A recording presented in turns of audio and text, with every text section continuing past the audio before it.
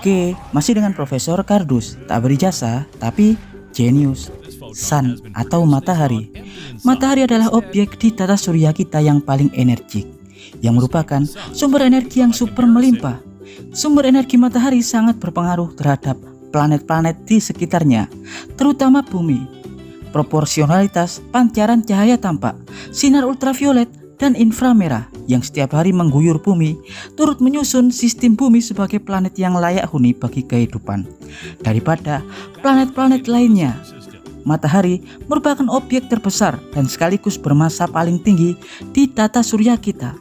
Karena massa dan ukurannya yang begitu masif, membuat matahari menghasilkan kelengkungan ruang sesuai teori relativitas umum.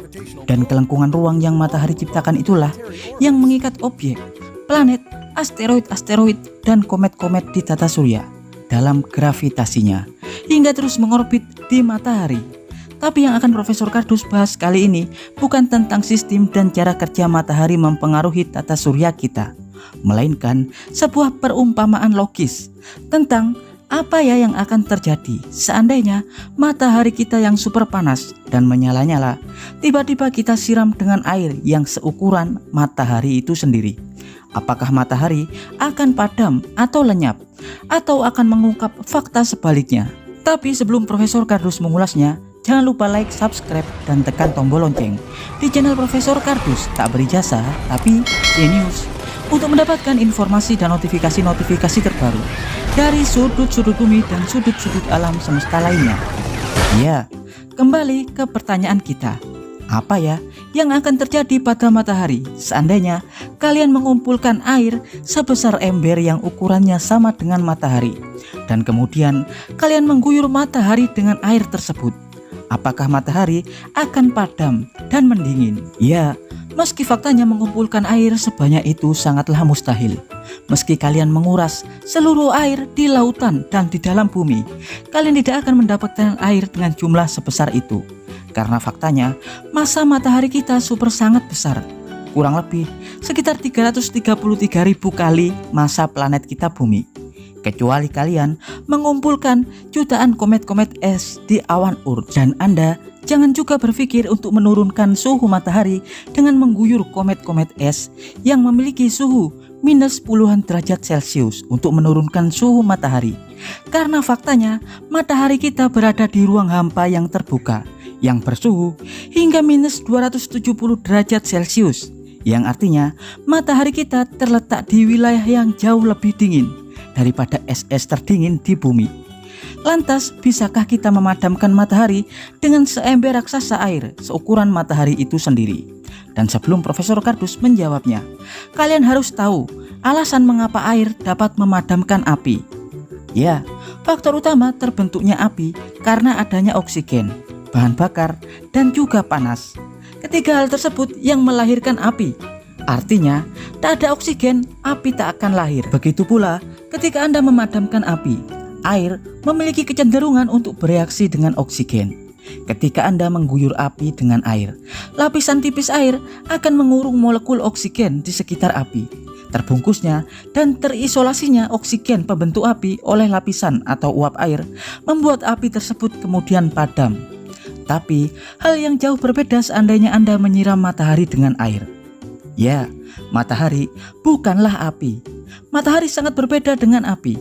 Matahari adalah bola plasma super panas yang terbentuk dari reaksi fusi isotop-isotop hidrogen seperti deuterium dan tritium hingga membentuk plasma nuklir helium. Reaksi rantai proton dan proton dalam proses fusi terbentuk dari atom-atom hidrogen protium. Dalam reaksi proton-proton, dua protium yang tergabung secara fusi akan melepaskan elektron dan neutrino, juga sinar gamma, juga deuterium atau isotop hidrogen 2, hingga rantai fusi selanjutnya menggabungkan isotop deuterium dan tritium membentuk plasma helium super panas. Matahari terdiri dari 75% hidrogen dan 25% helium. Reaksi fusi matahari super sangat panas, bisa bersuhu jutaan derajat Celcius, yang artinya hal tersebut jauh lebih panas daripada panas api di bumi. Bahkan seandainya Anda berada di luar lapisan ozon, di luar bumi tanpa alat pengaman, Meski Anda berada di jarak 145 juta kilometer jauhnya dari matahari, tubuh Anda akan terbakar dalam hitungan detik oleh sinar ultraviolet dan pancaran sinar X radioaktif. Seperti yang Profesor Kardus jelaskan sebelumnya, matahari memancarkan energi melalui reaksi fusi nuklir, di mana komposisi matahari adalah 75%-nya yakni hidrogen, sisanya adalah helium. Sedang air murni sendiri atau H2O terdiri dari ikatan yang mayoritas hidrogen, yakni 2 atom hidrogen dan 1 atom oksigen, yakni sama persis dengan komposisi matahari, yang artinya menyiramkan air ke plasma matahari akan sama dengan Anda melemparkan kayu bakar ke bara api. Bukannya padam, api tersebut akan makin besar. Hal serupa juga terjadi seandainya Anda menyiram air seukuran matahari ke dalam reaksi fusi matahari yang menyala-nyala. Ikatan atom air yang sangat besar tersebut akan seketika pecah karena energi masif dari plasma fusi yang melahirkan atom-atom hidrogen baru dan sebagian atom-atom oksigen. H2O akan terpecah menjadi atom hidrogen dan atom oksigen. Karena 75% struktur matahari adalah hidrogen, atom-atom hidrogen air yang terpecah akan langsung bersatu dan terakumulasi dengan hidrogen-hidrogen matahari yang akan menghasilkan massa matahari yang jauh lebih besar. Matahari bisa berukuran 1,75 kali lebih besar dari sebelumnya dan akan semakin membara. Hal itu karena penambahan atom-atom hidrogen oleh air. Sedang atom-atom oksigen yang sebelumnya menyusun air, sebagian besar akan menguap dan sebagian kecilnya akan membentuk unsur-unsur seperti besi dan kemudian tenggelam di inti matahari.